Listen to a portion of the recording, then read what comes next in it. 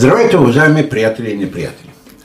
Преди 11 години, откакто започнах да си чеша егото с социални диагнози, първо като външна продукция в една телевизия, после като един от първите подкасти в България, ако някой ме беше попитал дали някога предполагам, че ДПС е партия, която априори приемаме, че е изцяло мъжка, особено в управлението си, ще изпрати две млади, красиви, интелигентни и политически ангажирани жени 3 дни преди избори, щях да му се изсмея. По-рано тази седмица ДПС, които иначе са идвали при мен много пъти за тези години, ми дадоха сигнал, който явно аз не разчетох, но Мехмед Зейнел, ако се спомняте, се появи не само с девойка, която може да разтупка сърцата на цял манастир монаси. И днес Фейсбук ми изпрати съобщение, което мога да ви го покажа веднага на телефона, че тяхното предаване е достигнало до 5000 човека. Но тази вечер катарзисът е за мен.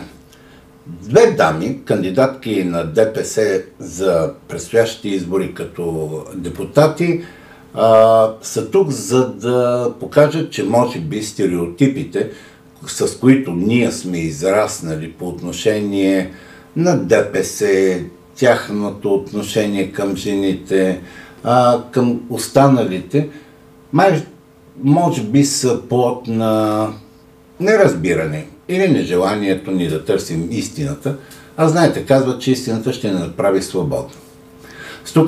С това ще кажа добре дошли на двете дами, Венелина Маджарова Саид, номер 13 в листата на ДПС за предстоящите избори, и колежката й по листа, естествено, Силвия Иванова, която е с номер 17. Така, здравейте, дами! Ще започна с въпрос, който ме мъчи от вчера, когато разбрах, че ДПС изпраща две млади, красиви, явно наясно с поставените си цели жени. Какво се случва в ДПС? Там нещо феминизмът избоява, превзема ДПС или имате вече нов слоган: ние красивите спасяваме света? Тук не става въпрос само за красота. Красотата наистина е много важна и ние вярваме, че красотата ще спаси света, но всъщност тук става въпрос и за качества. ДПС винаги е давало равни права на всички, единствено по качества и потенциал. Това, че ние в момента участваме на избори, означава, че колегите са ни избрали, защото са преценили, че имаме качества и потенциал. Надяваме се все повече жени да влизат в политиката, защото ние смятаме, че можем да правим нещата с финес и красота. Ако ме питате мене, и сега са много жените в политиката, но айде да кажем, ще ви допуснем. Госпожа Иванова, вашето мнение? Вчера, като си говорихме, казахте, красотата ще спасява света. Айде, почвайте да спасявате. Красотата, пак го казвам, красотата ще спаси света. Добре, феминизъм ли е това, че ДПС за първи път от 11 години изпраща две жени? Не за първи път. Имало е и... При мен не е било. При вас не са едни, но имали сме жени в листите и други наши колежки. Имахме в последния... И народен представител имаме, действащ депутат жена. Но в предаване, 3 дни преди изборите, не се е случило жена да дойде. Сериозно ви казвам. Това много ни радва. Значи колегите са ни гласували доверие, че можем да се справим с днешното предизвикателство. Добре, и двете на първо място сте майки, пазителки на семейни ценности, но и двете в същото време учите, доколкото разбрах. Водили сте битки. Сигурно много сте загубили, сигурно много сте спечелили, но сте се доказали. За какво? Това е въпрос, който задам на всички, които са минали тези предавания преди избори. За какво ви е на вас, две млади, интелигентни, красиви жени, да се въбрат в такова блато, каквото е политиката? Аз винаги съм била много позитивен човек, понеже житейския ми опит ме е научил да съм такава. И с този позитивизъм аз го раздавам на всички покрай мен. И мисля, че ние с колегите сме един много силен екип. И ще се справим заедно и ще работим за една по-достойна и по-интегрирана България. Вие, госпожо Сет, аз смятам, как ще че се съчетае майката, с... съпругата и политичката? Асоциацията с блато идва от там, че може би става въпрос за нещо мръсно. Но аз смятам, че мръсно нещо би било, ако с политика се занимават мръсни хора. А ние влизаме с чисти сърца и с чисти намерения и се надяваме да тази наша чистота, която искаме да допринесем в политиката, нашите нови идеи, да избистрят блатото и да направят една среда, в която ние ще градим от тук нататък, а няма да бъде блато политиката, както беше досега. Но ето, вие сте доказателство за несъстоятелността на твърдението, което вече 30 години върви, че ДПС е етническа и противоконституционна партия. При вас има българи, турци, помаци, какво още имаше, гагаузи, цигани, даже познавам и двама гърци, които са членове на ДПС, съвсем сериозно. Но въпреки различния си етнос, всички се чувствате, как да ви кажа, български граждани, дори понякога повече от патриотите. В същото време една патриотична партия, която изцяло залага на патриотични лозунги, целият състав има само българи, един единствен еврей. И в годините мислим, че Движението за права и свободи се е доказало, че е гарант за етническия мир в България. При нас това, че имаме всякакви етноси, е само едно богатство. Разнообразието от етноси в нашата партия е едно богатство, което ние заедно с хората го използваме, за да градим, а не за да рушим нещо. За нас това е много ценно, да знаем всеки един човек от какво има нужда, какви са неговите проблеми, защото естествено във всички етноси има проблеми. Ние обичаме всички хора, може би това е при нас най-важно. Госпожа Иванова, вие също ли обичате всички хора или все пак поне трябва да имате някакви, които не обичате? Няма такива, които ни обичам. ДПС ни не разделя етнос и религия. Защо има толкова много религии, толкова много хора с различни религии и различни етноси в ДПС? Да ви кажа от моя гледна точка, ДПС, Движението за права и свободи, винаги е била много близо до хората. Тя е единствената партия, която е много близо до хората, работи за и заедно с хората работи. Това е моята гледна точка. Естествено, че има хора, които не харесваме. Това са хората, които не спазват правила и така нататък, но това важи за всички, без значение от етноса или от религията, която изповядват. Дами, стоя, гледам, слушам как говорите. ДПС подготвят, нали? Подготвят да ставате политици. В ДПС има приемственост. Това е единствената партия, където има приемственост. Някои от колегите са готови да се оттеглят, за да на техни места да постъпят нови лица с нови идеи и така по този начин партията постоянно се обновява. Мисля, че всички го виждат през последните години какъв голям потенциал има движението. Ако повече хора си отворят очите, мисля, че повече хора ще го видят. Ако погледнат и нашата листа, мисля, че с гордост и така, с голямо желание ще отидат в неделя да гласуват. Аз мисля, че хората, повечето, които гледат вашата листа, по-скоро са притеснени от нея, отколкото дали с радост да я приемат, но Силвия, вие сте правили малки крачки вече в политиката. Били сте кандидат за кмет на Крън. Точно така. Нали?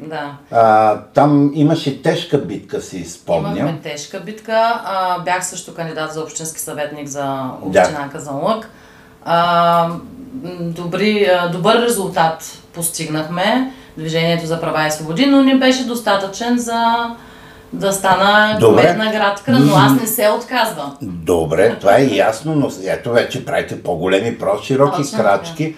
Но така, в предварителен разговор споделихте, че вие доста дълго време сте живяли извън България, нали? Да, така? да. Добре. Върнали сте се. Струва ли си да и от кметските избори и сега от това, което сте в листите на ДПС, струва ли си всичкият този негативизъм, който със сигурност се изсипва върху вас?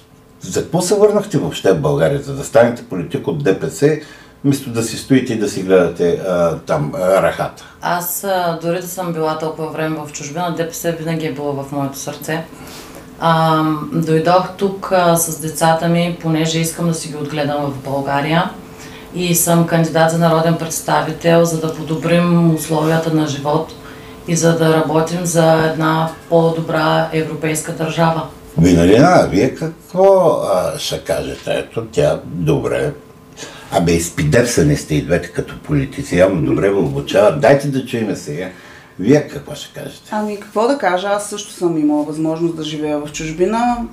Останала съм да живея в България, избрала съм това и смятам, че да, в комшиите е много хубаво, много е уредено, но хубаво е да си го направим и вкъщи така. Това ще се случи, ако ние всички активно участваме в процеса.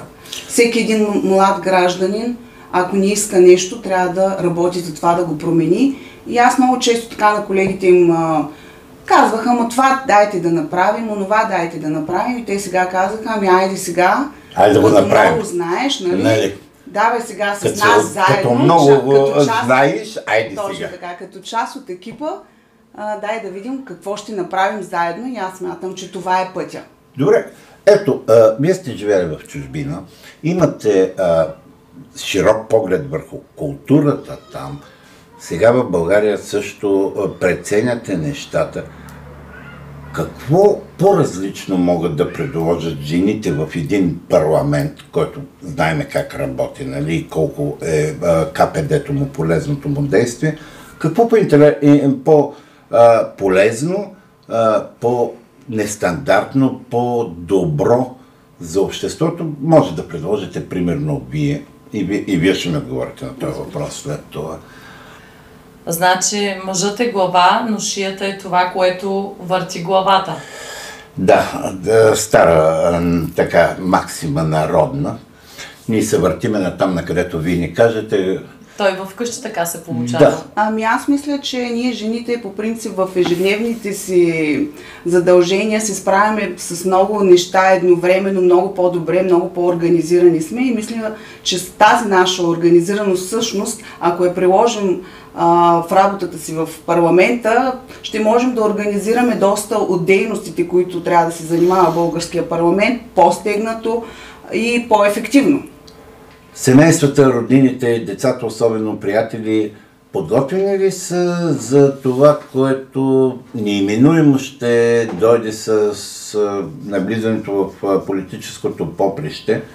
Защото може, нали знаете, дами, политиката не е цветя и рози, хляб и пеперуди. Може утре да се наложи да доказвате, че нямате сестра. Знаете, оная мъжка поговорка, нека да кажа, че сестра ти е деква си, пък ти ходи да доказваш, че нямаш сестра. Вашите хора готови ли са да поемат негативите на политиката? Децата ви? Естествено, преди да се захванем с тази работа, първото нещо, което сме направили е да се допитаме до нашите партньори, да говорим с семействата си и всички знаят каква е отговорността да влезеш в политиката, какви рискове носи и ни подкрепят много. Без тяхната подкрепа няма да се справим. Надяваме се и занапред да е така, защото те са нашите най-добри приятели и ще ни бъдат много необходими в тази така нелека задача, но само това е пътя. Друг път няма. Силвия, като кандидат за кмет, преживя ли го това нещо, когато, верно, там е малка общност, хората гледат да не стават врагове, но в политиката понякога е така? При мен нямаше никаква промяна, продължих да се работя на същото място, даже се работя в самото населено място. Нямаше такъв негативизъм, понеже аз винаги гледам позитивно на нещата. Децата го приеха съвсем нормално и следващата крачка, която правя в момента, те вече са подготвени за това, което им предстои. Добре. Малко шеговито днеска да се случи, нещо, което така ме провокира. Сутринта, като пих кафе с една компания, с която обикновено пия кафе, казах, викам, нали, ДПС, знаете ли, изпращат 2 жени до вечер в предаването. Нали, и един, айде да го наречем типичен български мъж, мачо, нека така да го наречем, каза, и те ли ще ходят в София, те знаят ли как да минават трамвая, да не вземат да прескачат релсите, вместо да стъпват отгоре. Дами, вие знаете ли, нали, как се преминава през трамвайните релси? Мислим, че ще ни е трудно да ни удари ток едновременно да стъпим на трамвайната релса и в същото време да на контактната мрежа. Мисля, че почти невъзможно, така че не само знаем как да преминем през трамвайната мрежа, със сигурност ще се справим много добре през политическия лабиринт, който ни очаква, отивайки в парламента. Така че да не се притесняват, ние на село нямаме трамвай, ама минавали сме някога по трамвайна линия. Пресичали си? Определено, да, готова съм за трамвайната линия, определено, но нека да ни подценяваме толкова жените. Ние така сме възпитавани сега, уважаваме, обаче в края на краищата ние сме си тук на Балканите. Нали. Жена ми е голяма феминистка и аз съм подчехал, но другите мъже не са, така че това е напълно нормално. Няма как да не задам последния въпрос, който го задавам на всеки един, който е идвал тук предизборно. Екзюпери, това е авторът, знаете, на Малкия принц. Казвам го, защото човека с тока и трамвая не го знае. Е казал, че човек е толкова голям, колко са големи мечтите му. Госпожо Саид, докъде стигат вашите мечти? Аз смятам, че мечтите на един човек изразяват неговата истинска същност. В същото време, ако човек мечтае за нещо много голямо, той трябва да носи отговорност и ангажимент към тази мечта.